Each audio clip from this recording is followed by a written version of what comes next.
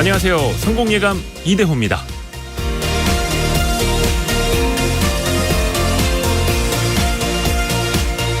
어제 제가 치과 치료를 받으면서 이런 생각을 했습니다. 그라인더가 어금니를 윙윙 갈기 시작했을 때야 비로소 작은 습관 하나가 통증으로 이어지고 그게 쌓여서 병이 될 수 있다는 사실을 새삼 깨달았습니다. 어떤 증상으로 나타나기 전까지 우리는 작은 습관 하나가 얼마나 큰 결과를 가져오는지 깨닫기가 쉽지 않죠. 마가렛 대처의 명언이 생각났습니다. 생각을 조심하라, 말이 된다. 말을 조심하라, 행동이 된다. 행동을 조심하라, 습관이 된다. 습관을 조심하라, 성격이 된다. 성격을 조심하라, 운명이 된다. 우리는 생각하는 대로 된다. 원래는 19세기 스코틀랜드 정치가인 사뮤엘 스마일즈의 말이라고 하는데요. 생각의 씨앗을 뿌리면 행동으로, 습관으로, 성격으로, 나아가 운명으로 이어진다는 얘기입니다. 여러분은 지금 어떤 생각을, 어떤 말을, 어떤 행동을 하고 계시나요? 라디오 경제방송을 듣고 계시는군요. 분명 좋은 습관이 될 겁니다. 성공을 부르는 좋은 습관, 성공예감 이대호입니다. 지금 시작합니다.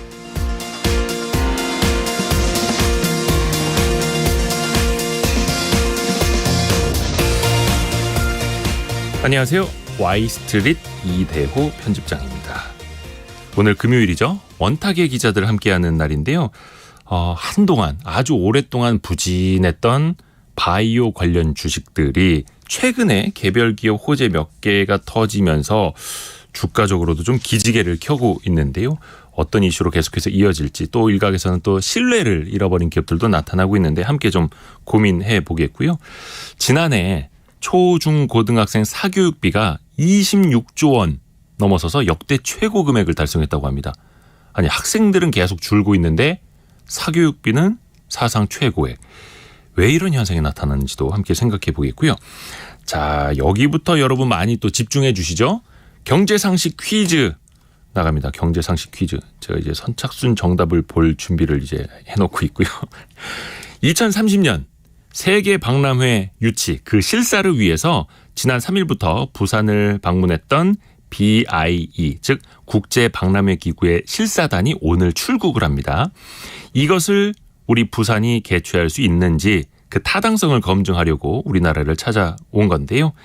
2030년 부산광역시가 개최를 희망하고 있는 이 행사, 세 글자 외래어로 맞춰주시면 되겠고요. 힌트 드리겠습니다. 힌트. 1993년 대전에서 열린 이것의 마스코트는 꿈돌이였고요. 어릴 적에 집에 꿈돌이 인형도 있었는데 2012년에는 여수에서도 이게 열렸습니다. 정답을 아시는 분은 짧은 문자 50원, 긴 문자 100원이 드는 샵 9730 그리고 KBS 콩으로 보내주시면 되고요. 특별히 정답자 중에서 오늘은 추첨을 통해서 백화점 상품권까지 보내드립니다. 오늘 퀴즈는 대한민국 첫 번째 월드클래스 엑스포 부산광역시 협찬입니다. 실시간 방송 상황은 KBS 콩, 유튜브를 통해서 함께 하실 수 있고요. 성공예감 이대호입니다. 자주 검색하시면 성공이 가까워집니다.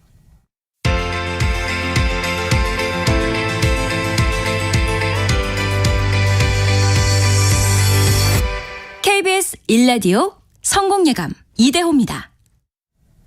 김동하님이 1등 하셨습니다. 1등. 역시 KBS 콩이 아무래도 이제 채팅으로 치는 거다 보니까 더 빠르신가 봅니다. 그렇죠? 김동하님 우선은 상품 하나 갑니다. 원탁의 기자들 알고란 고란 경제전문기자, 비즈워치 박수익 기자, 그리고 오늘부터는 김치영 경제전문기자 같이 또 함께합니다. 어서 오세요. 네, 안녕하세요. 오늘 저희가 좀 다룰 이슈들이 많은데 조금 전에 삼성전자의 1분기 잠정 실적이 나와서 이거 제가 먼저 좀 알려드릴게요. 1분기 영업이익이 6천억 원으로 나왔습니다. 6천억 원. 자, 삼성전자 10조 원도 아니고 1조 원도 아니고 6천억 원. 이게 전년 동기 대비 마이너스 95.8%고요. 시장 예상치가 1조 원이네 아니면 최근에는 7천억 원이네 이렇게 내려왔었는데 그것보다도 훨씬 더 못한 세부적으로 아직 공개는 안 됐습니다만 반도체 부문에서는 이제 조 단위 적자를 본 것으로 시장에서는 추정을 하고 있고요. 그런데 삼성전자 주가는 어마어마한 어닝 쇼크에도 불구하고 3% 급등하고 있습니다. 하이닉스는 5% 급등하고 있고 마이크론, 미국에 있는 마이크론 같은 경우에는 시간외거래에서 4% 이상 거기도 급등하고 있다고 합니다. 1등이 어닝 쇼크를 기록을 했고 이제 의미 있는 수준까지 메모리 생산량을 하향 조정하고 있다. 즉 생산량 줄이겠다. 이렇게 하면서 그러면 이제 최악의 사이클을 벗어나나 이런 신호를 확실히 좀 주는 것 같습니다. 혹시 삼성전자 실적 관련해서 네. 좀 몇 마디 좀 해주실 수 있을까요? 뭐 시장에서 예상하던 대로 최악의 실적이 나왔고 네. 10년 만에 LG전자가 삼성전자의 실적을 앞서는 이익으로 뭐 이런 게 시장에서 굉장히 이슈로 받아들이긴 하는데요. 네. 말씀하신 것처럼 바닥 찍었다라고 생각하는 게 증권 시장인 것 같습니다. 그리고 오늘 실적 발표하면서 잠정 실적 설명 자료라 그래서 삼성전자에서 낸 거에 보면 네. 사실상 감산 조치와 관련된 얘기가 있습니다. 그러니까 이제 감산이 된다라고 하면 물량 조절이 들어가고 그러면 메모리는 조금 가격 반등이 있을 거다 이렇게 시장에서는 예상하는 것 같습니다. 그러니까 많은 분들이 잘 이해를 못하시는 게 아니 어닝 쇼크라면서 주가는 왜 올라? 이러는데 주가라는 녀석은 항상 최소 6개월에서 1년 정도는 선행하는 거고 지금은 최악이지만 앞으로 나아지는 걸 또 먼저 반영하는 게 주가니까 그걸 항상 좀 염두에 두시면 좋을 것 같습니다. 오늘은 저희가 증시 중에서도 이제 바이오주 이야기를 좀 해야 될 텐데 최근에 바이오 조금 투자 심리가 나아지고 있더라고요. 어떻게들 보세요?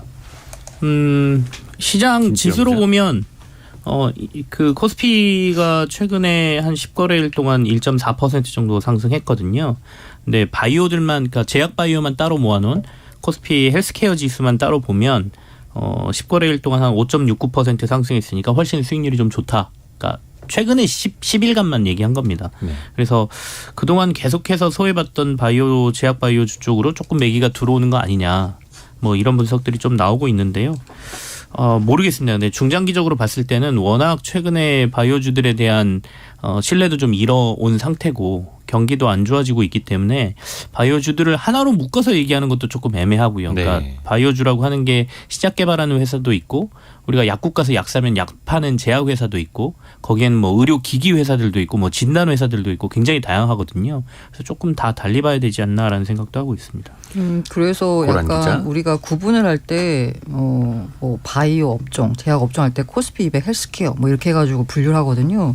근데 이 제약이라는 업종하고 바이오라는 업종하고 되게 성격이 다른데 두 개가 약간 뭔가 사람의 병 치료나 아니면 뭐 인류의 건강을 위해서 한다는 이유로 묶여 있거든요. 네. 이게 묶는 게 맞나라는 생각이 들어요. 제약과 바이오를. 제약은 사실 경기 방어주 느낌이 강하잖아요. 네. 하지만 바이오주는 대표적인 성장주 중에 하나고 두 개 묶어가지고 같이 보면은 약간 착시 효과를 일으킬 수 있어서 좀 이렇게 따로 김치영 기자 말한 대로 좀 따로 떼놓고 봐야 되지 않나라는 생각이 들고 있습니다. 네. 최근에 좀 그 이슈들이나 뭐 호재들이나 좀 나온 것들 대표적으로 좀 어떤 게 있는지도 한번 정리를 해볼까요? 최근에 보면 박수희 기자. 그 좀 우리가 그 삼성 바이오로직스나 뭐 이런 쪽에서 대규모 투자 발표도 많이 하고 네. 특히 좀 주목받고 있는 게 노화로 이렇게 눈 질환 생기는 황반변성이라는 네. 그 질환을 치료하는 게 미국하고 독일에서 공동 개발한 알리아라는 게 있는데 네. 그게 특허 만료가 이제 임박하면서 우리나라의 삼성 바이오 에피스, 바이오로직스의 자회사인 바이오 에피스나 셀트리온 같은 이런 쪽에서도 이제 바이오 복제약이라고 하는 바이오 시밀러 임상 결과들 아직까지 시판 허가를 받은 건 아니지만 네.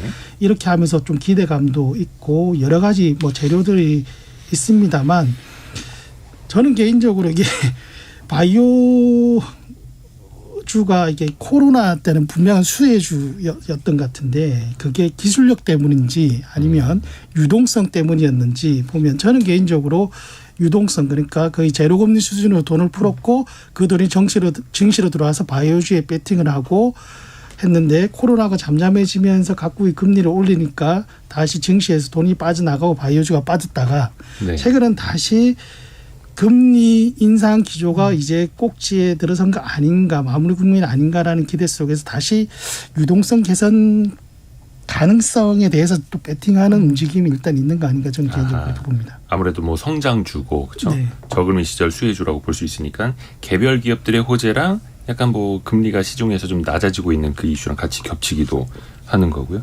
뭐 말씀하신 것처럼 개별 기업의 이슈에 따라서 그리고 또 워낙 또 주가 변동성도 심하다라는 거 다 알고 계셔야 될 것 같고 최근에도 보면은 코로나19 당시에 거의 주가가 한 20배 가까이 뛰었던 주식들도 그 전 주가로 다 내려온 것들이 많고 또 최근에는 셀리버리라는 기업은 이제 감사 의견 제대로 받지를 못하면서 또 거래 정지돼 있고 이렇게 좀 신뢰 위기도 또 계속 반복이 되고 있죠. 이 참 어렵습니다. 그러니까 바이오 회사라는 게 아까 이제 제가 좀 구분을 하자라고 앞서 말했고 그러니까 신약 개발 회사하고 완전히 제약 회사를 좀 따로 떼놓고 봐야 될 것 같고요. 네. 저희가 주로 지금 위험성이 있고 셀리버리라는 회사도 어떻게 보면 신약 쪽에 더 가깝다라고 보이는데요. 예. 그러니까 신약 개발 회사들은 개발될 때까지 사실상 회사에 매출이 없는 회사들이거든요. 그렇죠. 그러다 보니까 상장을 할 때도 특별 대우를 받으면서 상장을 대부분 합니다. 그러니까 특례 상장이라는 제도를 통해서 매출은 없지만 기술이 좋으면 기술 평가를 받아서 이 기술이 장래에 조금 괜찮을 것 같다 그러면 상장되기도 하고요. 네. 그다음에 셀리버리 같은 경우에는 조금 더 다른 성장성 특례로 해서 들어왔거든요. 여기는 또 증권사가 봤을 때 이 회사가 앞으로 실적은 안 나고 있지만 성장성을 우리가 좀 담보해 줄 수 있습니다. 우리 믿고 한번 투자해 보세요라는 식으로 상장하는 제도도 있어서 그렇게 들어오기도 하거든요. 그렇다 보니까 실제로 상장된 이후에 이 회사들이 그 성장성을 보여주지 못하거나 아니면 임상 과정에서 기대감이 사라지고 실패하거나 임상은 사실 모르는 거니까요, 결과를. 네. 그 과정에서 이제 완전히 주가가 추락하거나 또는 뭐 상장 폐지까지 간다거나 상장 폐지에 가까운 문제가 생긴다거나 이런 문제들이 생기는 거거든요. 그러다 보니까 이제 매출은 없고 연구는 계속해야 되고 연구 기간이 길어지면 이 연구를 하기 위해서 자금 조달을 또 시장에서 해야 되고 근데 자금 조달하려니까 은행에서는 돈 못 빌리죠. 왜냐하면 아까 매출이 없다 그랬잖아요. 네. 그러다 보니까 시장에서 주식 발행하고 싶은데 주식 발행하기에도 애매합니다. 매출이 없으니까 사람들이 공모는 안 해줄 거 아니에요. 사채 시장에 가서 이른바 CB라고 하는 주식으로 전환할 수 있는 조건을 붙인 조금 투자자한테 유리한 그러니까 CB에 투자하는 사람들한테 유리한 조건으로 또 전환사채. 자금을 네. 조달하다 보니까 그게 또 나중에 상환 압박으로 돌아오고 이런 악순환이 좀 이 신약 개발 회사들에는 있다라고 봐야 되겠죠. 그 뭐든지 첫 번째 회사들 있지 않습니까? 1호로 상장한 회사들이 잘 해야 되는데 제가 알기로는 기술 특례 방식으로 처음 상장을 한 게 헬릭스미스였고 근데 여기도 임상에서 이제 실패를 하면서 많은 주주분들이 이제 큰 고통을 겪으셨죠. 최근에 이제 논란이 되고 있는 셀리버리는 성장성 특례 1호 기업인데 공교롭게도 이 두 개의 1호 기업들이 다 안 좋은 모습을 보여줬어요. 요거를 좀 어떤 제도적인 측면으로 아니면 그 한계적인 측면으로 좀 어떻게 우리가 볼 수 있을까요? 저는 두 가지 측면에서 문제를 제기하고 싶은데요. 네. 일단 하나는 그냥 종합적으로 말하자면 방향이 있으면 그 방향으로만 해라. 이게 무슨 얘기냐면 네. 아까 성장성 특례 상장이나 기술 특례 상장 이거는 다 매출액이나 뭐 수익 조건 이런 걸 다 이제 면제를 시켜주고 일단 상장을 시키거든요. 그러고 있다가 한 유예 기간을 둔 다음에 시간이 지난 다음에는 역시나 같은 기준을 들이댑니다. 매출이 나오고 돈을 벌어야지 계속 상장을 유지할 수 있다. 근데 상장을 시켜줄 때는 바이오 기업의 특성상 돈 못 버는 거 우리가 아니까 성장성만 믿고 상장해 줄게라고 했다가 상장 유지 조건을 취할 때는 야, 그렇지만 다른 애들하고 똑같이 해서 계속 돈 벌고 뭔가 지속할 수 있는 뭔가가 있어야 돼 라면서 그 또 퇴출할 때는 또 그런 조건을 들이대거든요. 네. 그럼 성장시킬 때 그런 조건을 들이댔다면 역시나 뭐 시작 개발에 10년이 걸린다라고 하면은 유예 기간을 더 길게 두든지 아니면 이들 기업에 대한 상장 유지 조건은 뭐 다른 잣대를 주든지 해야 될 텐데 상장시킬 때와 퇴출시킬 때가 조건이 다르다 보니까 이 저 셀리버리라는 회사도 이렇게 무리하게 매출 나와야 되다 보니까 밑에 이제 자회사로 해가지고 약간 그런 그 약간 화장품 회사를 이제 인수하면서 네, 이제 네. 문제가 더 커졌던 걸로 이제 알고 있거든요. 그리고 저는 더 근본적으로 두 번째 지적하고 싶은 건 뭐냐면 이 사람들이 코스피 시장과 코스닥 시장에 기대하는 게 있잖아요. 그리고 이제 코스닥 시장에 대한 사람들의 기대에 맞춰서 코스닥 투자하는 사람들이 있는데 이 과연 그 바이오 기업들이 이 코스닥 시장에 상장하는 게 맞냐라는 생각이 좀 들어요. 저는 근본적으로.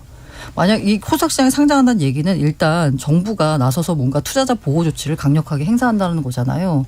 그런데 이렇게 위험성이 크다라는 사실을 뭐 정부 입장에서는 이건 어차피 특례 상장이야. 이건 위험성이 큰 기업이야. 라고 사인을 주고 상장시켰다라고 하지만 일단 코스닥이라는 그 울타리에 들어온 이상 투자자들 입장에서는 다른 여느 코스닥 기업과 그냥 비슷하다라고 생각하고 투자를 할 거란 말이에요. 네. 그러면 애초에 이런 기업들을 코스닥 시장에 상장시킨 게 맞냐? 라는 생각 자체가 들면서 이 투자자 보호 문제를 만약에 되게 진지하게 논의한다라고 생각하고 있고 이게 위험하다라고 생각하고 있다면 자본을 조달할 때 그냥 일반 코스닥 시장에서 조달하는 게 아니라 뭔가 다른 식의 방식의 자본 조달 방법을 생각해야지 일종의 저는 약간 이런 위험성을 그냥 일반 투자자들한테 어떻게 보면 떠넘긴다라는 생각이 들어서 이 부분에 대해서 저는 다시 생각해 봐야 되지 않나라는 생각이 듭니다. 예, 박슬 기자. 네. 깊은 숨을 이렇게 들이마시길래. 네, 한숨을 쉰 것뿐인데 예, 말을 해야 되겠네요.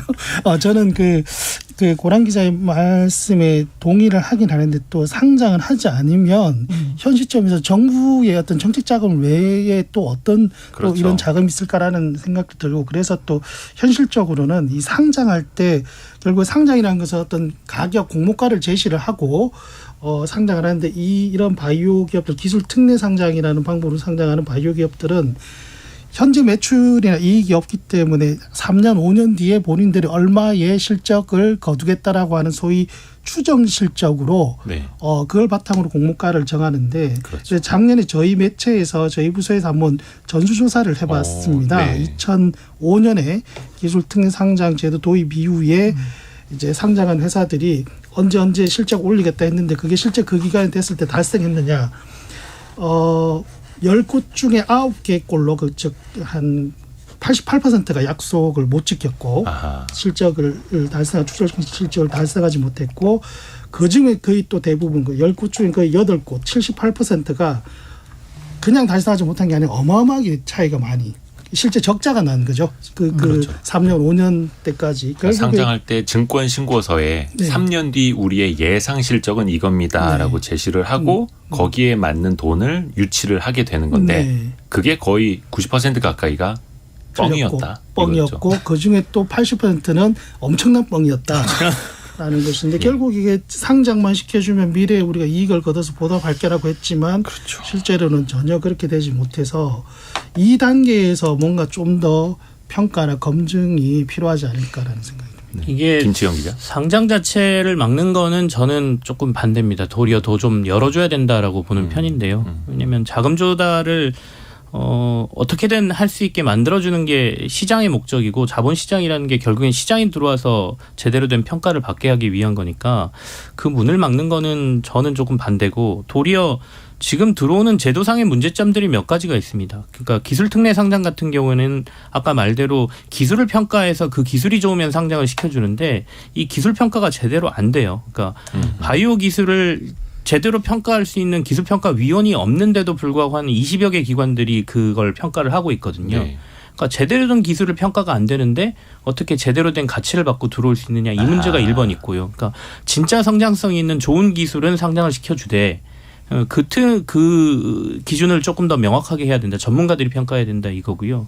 그다음에 성장성 담보 같은 경우에도 증권사가 어느 정도 담보를 하고 이 회사는 우리가 믿으십시오 투자자분들 상장시킬게요 라고 하면서 가지고 있는 게 6개월 이내에 주가가 너무 빠지거나 그랬을 경우에 이제 되사주는 조건이 사실 조금 들어가 있긴 하거든요. 근데 이 기간이 너무 짧죠.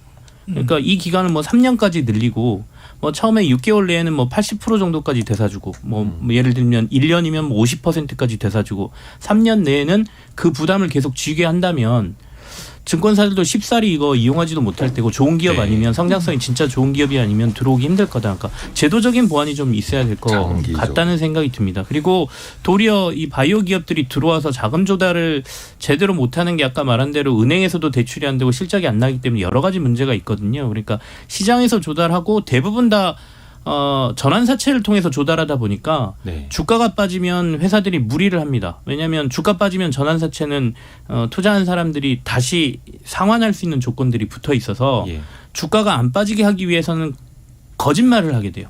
우리 회사 계속 좋아요. 또는 우리 기술이 앞으로 더 좋아질 거예요라는 과장을 하거나 약간의 거짓말을 포함해서 주가를 올리려고 어쩔 수 없이 회사를 뭐 이게 파산하게 되면 문제가 생기니까 그런 게 반복되기 때문에 도리어 정부는 상장하고 난 이후에 이 회사들이 개발을 안정적으로 할 수 있도록 기술 지원 자금이라든지 개발 자금을 도리어 다른 자금으로 장기적으로 빌려주거나 저리에 빌려주는 이걸 도와줘야지 지금 이 상태로만 가면 계속해서 악순환이 반복될 것 같습니다. 저는 약간 호랑이죠. 아까 상장 관련돼 가지고 뭐 상장 부분에 대해서는 자본시장 조달을 위해서 어쩔 수 없는 거 아니냐라고 하는데 그게 왜 코스닥이라고 하는 일반 투자자가 그냥 코스닥 시장에서 기대하는 그 시장에 상장을 시키냐는 거죠.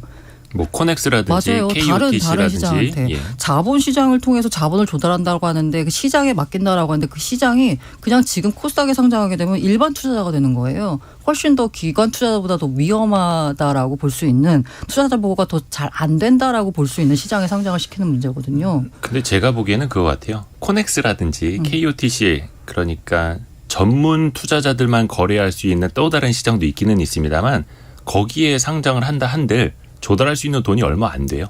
그러니까 코스닥에 최소한 해야지 몇백억대 조달이 가능하거든요. 그러니까 코스닥에 올리는 거죠. 네, 그런데 그 코스닥이라고 하는 시장 자체에서 돈을 걸고 되는 사람은 누구냐? 일반 투자자거든요. 그러면 기관들도 야 이거 위험해서 투자 안 하는 걸 가지고 코스닥 시장에 올려서 일반 투자자들이 투자한다?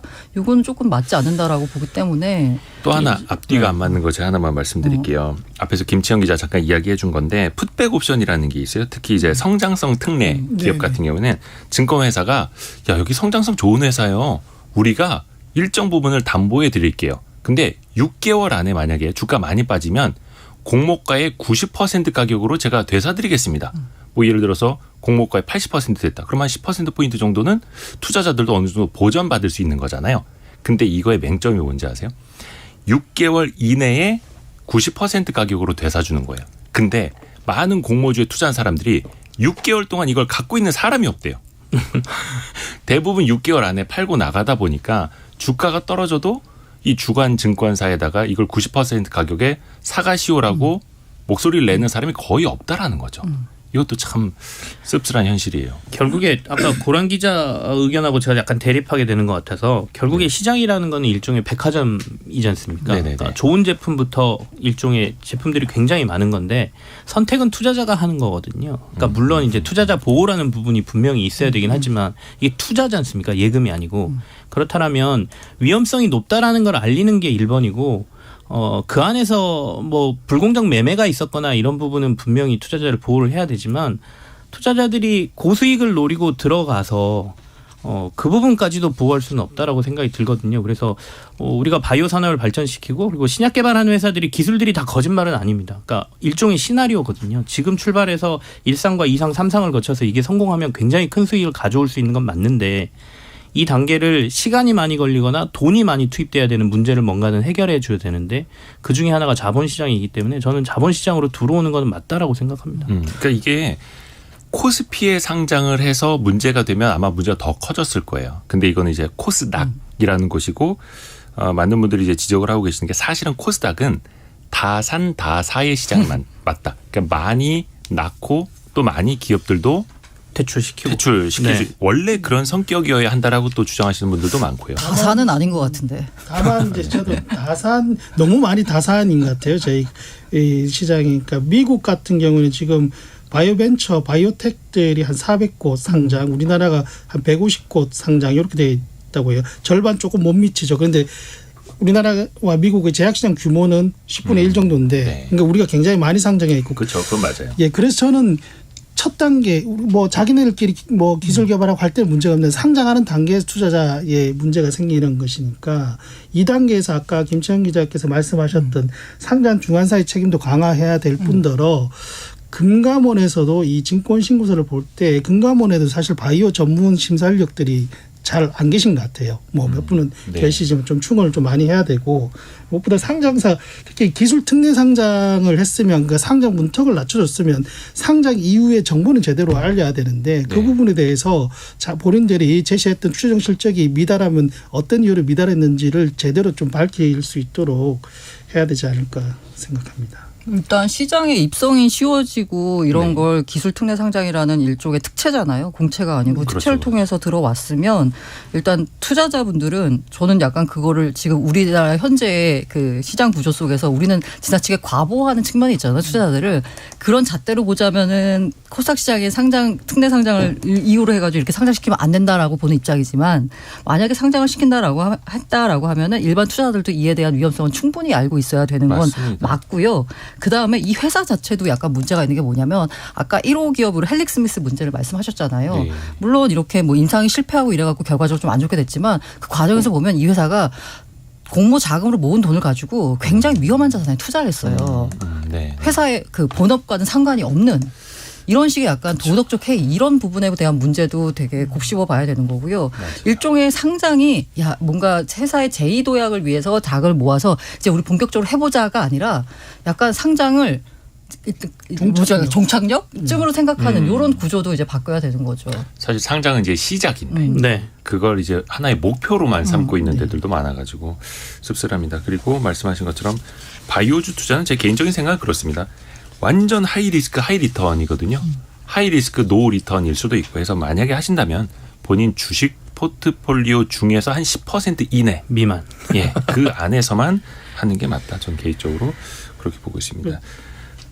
IPO라는 게 우리가 네. IPO라고 할 때 IPO의 I자가 이니셜 최초 처음이란 뜻이거든요. 말 그대로 진짜 좀 이렇게 그 목표 종착점이 아니고 시작이라는 거를 기업들도 좀 알아야 될 것 같습니다. 네, 제가 좋습니다. 바이오 투자를 네.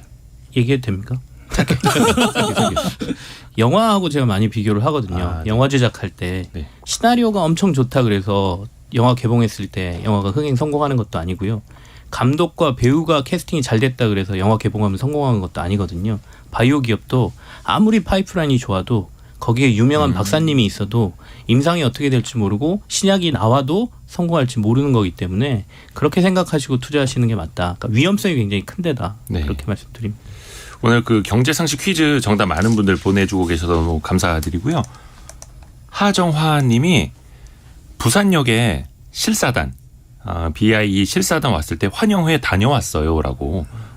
그 실사단 왔을 때 내가 그 K-팝 스타가 된 것 같다라고 몇몇 분들이 이야기를 했더라고요. 그러니까 많은 분들이 실사단을 환영해 줘가지고 아마 좀 점수 좀 따는데 우리 하정화님도 일조하신 것 같습니다. 경제상식 퀴즈 한 번 더 말씀드릴게요. 경제 문화계의 올림픽이라고도 불리는 이 박람회입니다. 국제 박람회 기구는 이 박람회를 크게 두 가지로 나뉘는데요. 93년 대전, 2012년 여수에서 열린 인정 박람회, 그리고 오는 2030년 부산이 개최하려고 하는 세계 박람회. 크기가 다릅니다. 세계 박람회는 그 기간이 6개월로 엄청 길고요. 또 주제도 광범위하게 다루고 있습니다. 그러다 보니까 이 세계 박람회를 유치하면 경제 효과 61조 원, 일자리 창출 50만 명 이런 효과를 기대하고 있는데요. 이 행사를 외래어로 뭐라고 할까요? 정답을 아시는 분은 짧은 문자 50원, 긴 문자 100원이 드는 샵 9730이나 KBS 콩으로 보내주시면 됩니다. 추첨을 통해서 백화점 상품권도 보내드립니다. 오늘 퀴즈는 대한민국 첫 번째 월드클래스 엑스포 부산광역시 협찬입니다. 오늘의 움직임에 주목하고 세상의 흐름을 놓치지 않습니다. 여러분의 내일을 응원하며 성공의 열쇠를 함께 찾아갑니다. 성공예감 이대호입니다. 0518님이 예전에 이곳에서 아르바이트를 한 적이 있어요. 가슴에 명찰을 달고 다녔는데 왠지 나라의 대표가 된 것 같아서 뿌듯했습니다.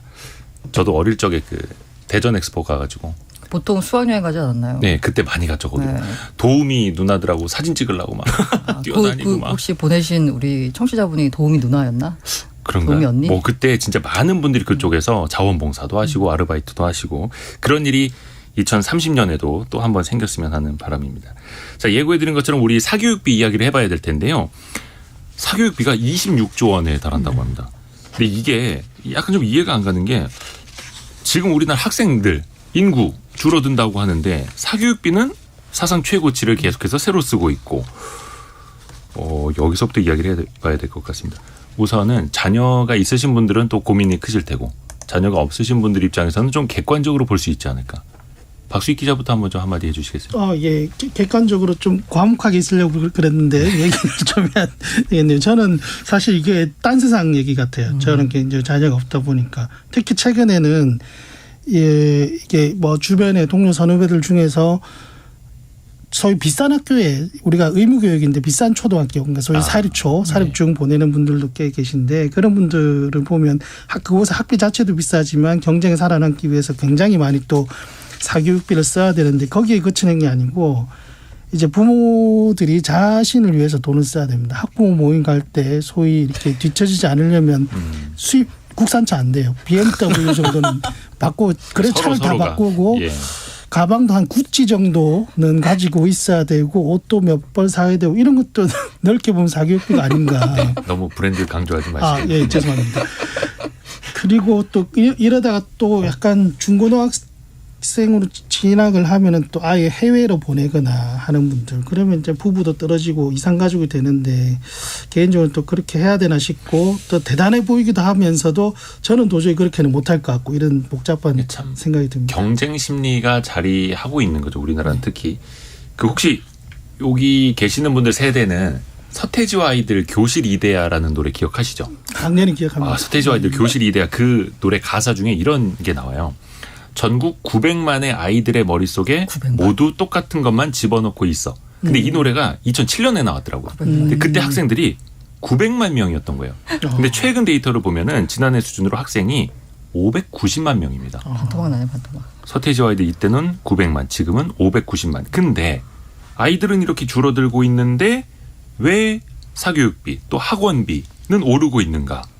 이게 학원을 뭐 사양 산업이다. 앞으로 출산율이 떨어지니까 예. 뭐 이렇게 말씀하시는 분들도 있는데 뭐 일단은 물가가 올랐지 않습니까? 우리가 인플레다 보니까 물가가 오르다 보면 학원도 운영비가 오르기 때문에 학원비의 전가가 된다가 일단 경제적으로는 1번이고요. 네. 두 번째는 과거에 아까 말씀하신 그 교실에 이데아 나오고 그 전에 그러니까 수능 전으로 돌아가면 학력고사 시대에는 학원이라는 게 대형 강의실을 놔두고 학생들을 어마어마하게 모으고 거기서 한 번 강의를 하면 됐었죠. 그러니까 단가가 좀 낮습니다.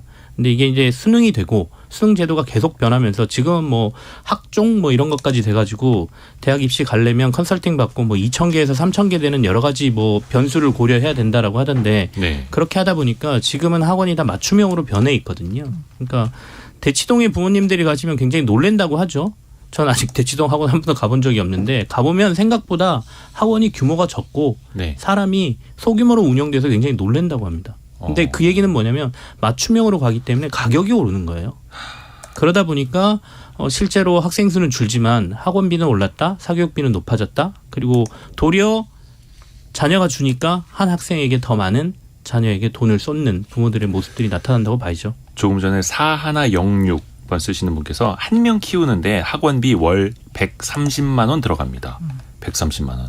기본만 따라한 거예요라고 해주셨고 지금 요즘 보면은 학원 강사, 이른바 일타 강사라고 하는 강의를 열자마자 바로 매진이 되는 그 일타 강사들이 연봉 100억 원 넘는 분들이 꽤 많더라고요. 그 우주 대스타라고도 불리기도 하는데 뭐 알게 모르게 150억 거의 뭐 200억 계약 설도 돌고요. 요거는 좀 어떻게 봐야 될까요? 이런 현상은. 부럽네요. 시장이 사실 대한민국에 몇 명 없는 분들이니까. 네, 예. 시장의 논리 아니겠습니까? 맞아요. 더군다나 이제 인강이라는 게 우리가 이게 갑자기 의료로 넘어가서 좀 이상하긴 한데 원격 의료를 반대하는 의사분들이 예. 전국의 유명한 의사로 모든 게 다 몰릴 것이다 하잖아요. 그거하고 똑같죠. 교육 시장에도 눈에 뻔히 보이고 잘하는 사람이 보이는데 그리고 인터넷이나 이런 걸 통해서 내가 수업 받을 수 있다 그러면 그쪽으로 가지 제가 경쟁력 없는 사람한테 가지는 않을 거 아닙니까? 그러다 보니까 그쪽으로 좀 쏠리는 현상인데 실제로 학원의 일타 강사님들하고 그쪽 이제 뭐 플랫폼 업체들 얘기를 들어보면 불과 10년 전하고 또 시장은 좀 변해 있다고 합니다. 그러니까 이른바 그 당시에 진짜 일타 강사라고 하시는 분들하고 지금은 약간 아이돌처럼 일타 강사를 키워내는 시스템을 만들었다고 하거든요. 네. 그러니까 이 일타 강사들이 그 학원을 옮겨가 버리면 네. 그 학원 자체에 존립의 문제가 생기다 보니까 이제는 비주얼이 좀 좋고 강의 좀 잘하시는 젊은 선생님들을 그동안 자기네들이 축적해온 커리큘럼과 그다음에 컨설팅 뭐 이런 것들을 결합해서 이제는 아예 그런 강사들을 키워내는 시스템까지 학원들이 가지고 있다 이렇게 얘기를 하더라고요. 그 일타 강사분들 뭐 연봉 100억 넘는다라는 분들에 대한 그 여론이나 댓글 같은 거 보면요 오히려 학생들의 반응이 더 좋아요. 이분은 연봉 100억 받아도 된다. 그럴 만한 자격이 있는 분이다. 그러니까 그걸 수강한 학생들이 또 그렇게 이야기를 해주는 거여서 이게 참 자본주의 한 모습이기는 한데 뭐 물론 또 그런 가치를 창출해 주신다면. 그렇죠. 왜 교육에다가는 자본주의를 들이대는 걸 약간 불편해하는지. 그 핵심이 바로 이제 메가스터디 교육이라는 네. 회사인데 여기가 2015년 매출이 1,200억 원이었는데 지난해 매출이 8,300억. 뭐 내년 후년이면은 1조 원을 넘어설 것이다라는 증권가의 전망도 나오거든요. 그런데 그 손주은 회장이 메가스터디를 만들었죠. 근데 이분이 최근에 이런 이야기를 했다고 합니다. 사교육의 미래가 없을 것이다. 앞으로는 달라질 것이다.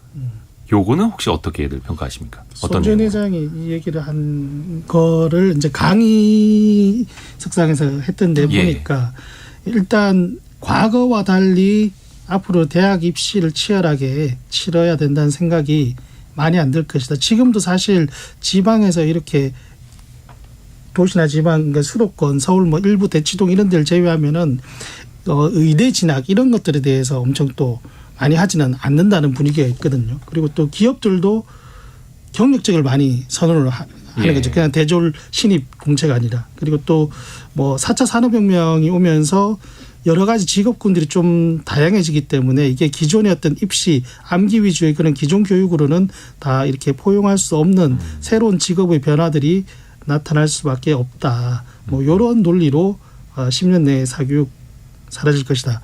예언을 하시더라고요. 근데 원래 그 손주은 회장이 예전부터 뭐 이렇게 되게 울림 있는 이야기들도 많이 했는데 원래 이분이 대치동 고액과외나 고액 학원들을 보고 이거를 대중화시켜야겠다 하면서 온라인 네. 학원을 만든 건데 그게 이제 오히려 더 대박이 났고. 저는 사실 그 견해 완전히 반대 견해를 갖고 그래요? 있는데요. 네. 저는 뭐 사교육을 그렇게 많이 시키는 사람은 아닌데 물론 손주은 회장님이 그런 뭐 여러 가지를 통해서 메가스터디를 만들었고 이런 스토리도 아는데 결국에는 제가 봐서는 물론 사양 산업으로 볼 수도 있고 그렇게 사회가 변해가는 걸로도 볼 수 있는데 어떻게 보면 경쟁자들 들어오지 마십시오라고 약간 지금 시장 안 좋습니다라는 사업가로서 예, 약간 역정보라고 이야. 저는 생각하는 게 이게 그렇게 해석할 수도 사교육의 있겠네. 기반에는 저는 근본적인 거는 대학 입시가 우리 인생의 성패를 좌우하는 통과 의례라는 우리 인식 속에 있다고 생각하거든요. 그러니까 우리나라가 대학 입시가 차별의 출발점이고 어떻게 보면 사회적 계급의 걸음망인 건데 이게 데이터로 나오지 않습니까? 우리나라 2012년부터 2021년까지 10년간 신규 임용 검사의 63%가 스카이 출신이고 그중에 두 해는 서울대가 50% 이상이고요. 우리나라 헌재 재판관 9명 중에 7명이 서울대. 그다음에 국회의원 300명 가운데 142명, 그러니까 47%가 스카이대 출신이지 않습니까? 그러니까 사회에 나가서 뭔가를 하려면 입시에서 뭔가 성과를 내야 된다는 인식이 분명히 박혀 있어요. 부모 세대부터 시작해서 모두 박혀 있는 상황에서 예. 이 입시 제도가 앞으로 그렇게 변한다? 물론 조금씩의 변화는 있겠지만 이 인식이 바뀌지 않으면 저는 이 사교육 부분에 있어서 이게 해결되기 힘들다라고 보여집니다. 특히 요즘에는 이제 예전에는 박수익 기자. 좋은 직장 취직하기 위해서 대학생의 스카이부터 시작해서 쭉쭉 있었지만 요즘엔 또 새로운 게 뭐 의치 한약수 해서 네. 의대, 치대, 한의대, 약대, 수의대 저도 가 그런 것 일단 같아요. 그 다음에 그 뒤에 스카이가 있다 이런 얘기가 있을 정도로 이제 의학 계열로 또 집중이 많이 되다 보니까 그게 또 핵심 뭐 대치동이나 이런 쪽에서 사교육에서는 또 핵심으로 불리는 것 같습니다. 그래 의학개혁으로 몰려가지고 머리 좋은 사람들 다 의대 가니까 우리나라 바이오 산업이 밝다 전망이라고 생각해서 말씀하시는 분들도 맞아요, 있어요. 맞아요. 그런 것도 있고. 그런 분들도 있어요. 근데 한때는 이제 그 공무원 시험 경쟁률이 엄청 높아가지고 그 공무원 시험을 준비하는 학원들이 또 엄청나게 떼돈을 벌었었거든요. 근데 최근에는 공무원 시험 경쟁률로 떨어지고 인기가 떨어지니까 그 관련 매출이 빠지면서 이런 사교육 시장 기업들도 영향을 또 받더라고요. 그래서 메가스터디 교육이 최근에 ST 유니타스를 인수했는데 공단기 뭐 이런 거 네. 하는 회사 이걸 이제 인수한 걸 두고서 이게 잘한 선택이냐 뭐 이런 얘기가 있더라고요. 공무원 시장 그 시험 자체가 이게 줄어들고 있는데 근데 어쨌든 간에 뭐 시장에서 나오는 거는 덩치를 불려가지고 오히려 매각을 쉽게 하려고 이제 하는 것도 있다. 원래 2014년부터 계속 팔려고 했잖아요 회사를. 네. 잘 안 팔려가지고 지금 이제 아예 그럼 덩치를 더 불리자 이렇게 이제 된 건데. 그 아까 말씀하신 김치영 기자가 얘기한 것 중에 이 그 대학이 뭘 결정하는 이 구조가 바뀌지 않는 이상 사교육 시장은 사라지지 않을 거다라고 했는데 저 약간 그에 더 한 발 더 나아가서 대학이 뭘 결정하는 구조가 사라지면 이제는 뭔가 이렇게 기업이 뭘 결정하는 구조가 되면 그 기업 준비를 위한 또 시장이 생길 것 같아요. 네카라카 뭐 그런데 이제 들어가기 위한 무슨 준비하거나 마지막으로 이렇게. 짧게 이거 한번 꼭 짚어봐야 되는데 문제는 이제 이거를 가구 소득으로 감당할 수 있는 수준이냐 정부는 어디까지 지켜만 봐야 하는 거냐 이거 아닙니까? 서로 짧게 좀 대책 같은 거 한마디씩 좀 부탁드립니다. 감당할 만큼 쓸 거예요 아마. 아마 가능한 능력이 되는 한 쓸 거고요. 여기서 항상 나오는 문제가 바로 그거죠. 공교육에 강하거든요. 네. 근데 공교육에 강한데 과연 이게 대책이 있을까 싶을 정도가 제가 최근에 들었던 말 중에 제가 직접 들은 건 아니고 저도 전에 들었는데 학원을 몇 개 안 보낸다는 중학교 1학년 어머니한테 이 중학교 1학년 담임 선생님이 한다는 말이 어머니 그러시면 안 돼요. 학교는 공부하러 오는 곳이 아니에요.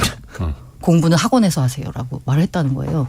공교육 선생님이. 아이고야. 이 정도로 무너지고 있는 공교육을 끌어올리지 않는 이상 사교육 시장은 일부의 더 얘기겠죠. 커질 겁니다. 일부에. 그렇습니다. 뭐 모든 선생님이 그러지는 않으실 거라고 깜짝 생각되는데 입시제도 저는 좀 바뀌어야 될 것 같습니다. 수능이라는 게 벌써 30년 됐는데 입시제도 좀 바뀌어야 된다는 생각을 갖고 있고요. 그다음에 뭐 사교육비를 절감해 준다 이거보다 공교육에 방금 전에 저도 비슷한 의견인데 최근에 학폭 논란이 있었지 않습니까? 네, 네. 전 이것도 분명히 영향을 미친다라고 보는데 네. 애들을 학교에 보내서 정말 마음 편하게 수업받고 뭔가 생활을 하고 뭔가를 배울 수 있는 공간이라는 생각이 점점 줄어들고 있기 때문에 네. 이런 것들이 해결되지 않으면 외부에서 뭔가를 해결하려고 하겠죠. 부모님들의 마음은. 그러니까 단순히 돈 몇 푼 더 주고 그다음에 뭐 소득공제 학원 다니는 거 좀 해주고 뭐 돌봄 좀 서비스 해주고 이게 정부가 대책이라고 생각한다면 저는 뭐 전혀 해결 안 될 거다라고 생각해요. 저는 재택근무 늘려야 된다고 생각합니다. 뜬금없는 얘기지만 코로나 때 이미 재택근무에도 문제 없다는 게 확인됐는데 경영자들이 코로나 끝나고 다시 출근해 이러는데 네. 부모들 다 맞벌이로 회사 나가니까 애들 학원 보내는 우리나라 사교육비는 교육 목적만 있는 것이 아니라 맞벌이 때문에 애들을 놔둘 수가 없으니까 하는 측면도 많이 있거든요. 목적비죠. 예. 네. 오늘 원탁의 기자들 여기까지 하고 마무리를 해야겠네요. 김치영 기자, 고란 기자 그리고 비주워치 박수익 기자 함께했습니다. 고맙습니다. 네, 감사합니다.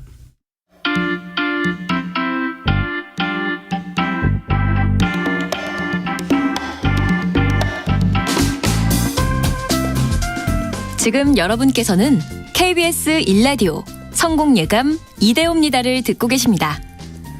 참여해주신 여러분께는 추첨을 통해 판촉물 전문 그룹 기프코에서 텀블러 세트를, 아름다운 식탁 창조 주비푸드에서 자연에서 갈아 만든 생와사비를, 쉽고 빠른 판촉물 제작 시너지 기프트에서 LED 튜브 스탠드를, 그리고 성공예감에서 준비한 커피 쿠폰을 보내드립니다. 당첨자는 성공예감 이대호입니다 홈페이지에서 확인하세요. 그 인테리어의 시작과 끝이라고 하는 이거 한번 하고 나면 집안 분위기도 달라지고 기분도 달라지고 참 좋죠. 몇 년에 한 번씩은 하고는 싶은데 부담이 되는 이 도배입니다. 도배. 근데 요즘 청년들 사이에서 이 직종에 또 관심을 갖는 사람들이 또 많다고 해요. 한경 자벤조이 강홍민 기자와 함께 도배사의 세계로 한번 떠나보겠습니다. 어서 오세요. 안녕하세요. 안녕하세요. 강홍민 기자님은 가장 최근에 도배하신 게 언제일까요? 저는 이제 제 돈 주고 한 건 아니고 이사를 하면서 돼 있는 곳으로 갔죠. 아, 그렇게 돈을 아끼는. 근데 도배사분들이 일당이 좀 괜찮다고 네. 소문이 좀 났더라고요. 보통 이거부터 여쭤봐서 좀 죄송하기는 한데 일당부터 좀 여쭤보겠습니다. 일당 이제 높은 일당 때문에 네. 요즘에 청년들이 이제 도배사로 많이 지원을 하게 되는데 네. 우선 이제 도배사 일당이 전국적으로 좀 비슷하지만 예. 조금씩 다른 부분이 있다는 말씀 먼저 드리고요. 네. 제가 인터뷰한 분은 이제 17년 차 도배사였는데 네. 같은 팀에서 함께 일하는 20대 도배사가 있었습니다. 네. 이제 그분의 일당이 25만 원. 이었고요. 한 달에 보통 뭐 한 20일 정도 일한다고 계산해 보면 월 수입이 500만 원 정도였는데 네. 요즘 이제 성수기잖아요. 봄, 가을철이 이제 이사철인데 이런 성수기 같은 경우에는 한 달 내내 30일 동안 일이 있고 하루에도 두세 군데 정도 의뢰가 온다고 하니까 예. 대충 이제 계산이 좀 나오겠죠. 근데 한 20일만 일해도 500만 원 정도가 나온다. 물론 이제 항상 일이 있을 때 그 정도겠죠. 근데 요게 연차나 경력에 따라서도 그럼 달라집니까? 맞습니다. 도배하시는 분들 사이에서도? 예. 우선 이제 말씀드린 일당 25만 원은 이제 전문 도배사의 경우가 그렇고요. 이제 처음 일을 배우겠다라고 이제 오면 이제 그 현장 반장이라고 하는데 네. 그분과 이제 협의를 해서 약 한 8만 원에서 9만 원 정도 이렇게 책정이 되고요. 네. 보통 이제 3개월 정도 지나면 초보에서 이제 보조 단계로 올라가게 되는데 네. 이 정도면 이제 벽지도 좀 바를 줄 알고 벽지에 요즘에는 이제 예전에는 손으로 다 풀을 발랐는데 요즘에는 벽지 풀 기계라는 게 있습니다. 네. 그것도 좀 다룰 줄 알아야 되는데 그렇게 되면 이제 한 10만 원에서 11만 원 정도 일당이 올라가는데 약 한 2년 미만 정도가 준기술자라고 칭합니다. 그 정도 되면 이제 15에서 한 6만 원 정도 책정되면서 조금씩 몸값을 높여가게 되는 겁니다. 계단식으로 같이 이제 올라갈 수 있는, 성장할 수 있는. 예. 근데 그 일하는 시간 같은 건 어때요? 뭐 일과 뭐 삶의 균형 같은 워라밸 같은 건 어떨지요? 보통 이제 그 도배가 오전 8시부터 오후 5시까지 업무 시간인데 네. 하루에 한 건일 경우에는 8시부터 시작하게 되면 한 2-3시 정도면 끝나게 된답니다. 네. 이제 마감 시간 이후에는 자유롭게 사용할 수 있으니까 뭐 취미 생활을 하거나 휴식을 취할 수 있죠. 오히려 시간을 더 자유롭게 쓸 수 있는, 빨리 끝내면 또 빨리 이제 집에 갈 수 있는 거니까. 그래서 20대, 30대들이 지원을 많이 한다고 합니다. 워라밸이 좋네요. 네. 예를 한번 들어볼까요? 보통 이제 방 3개, 화장실 2개 있는 한 84제곱미터 정도 집으로 따지면 네. 요거는 도배하는데 시간이 얼마나 걸릴까요? 물론 이것도 몇 명이 하느냐에 따라서 달라지겠습니다. 맞습니다. 투입 인원도 중요한데 네. 제가 취재했을 당시 그 현장이 빌라 아까 말씀하셨던 25평형대 25평대. 그러니까 실평수? 맞습니다. 네네네. 그리고 이제 방삼 화이 요즘에는 뭐 이렇게 좀 예, 많이 예. 하시는데 요 정도 되면 이제 도배사 4명에 예. 보조 1명 총 5명이 오전 8시에 투입돼서 오후 3시쯤 끝난다고 보시면 됩니다.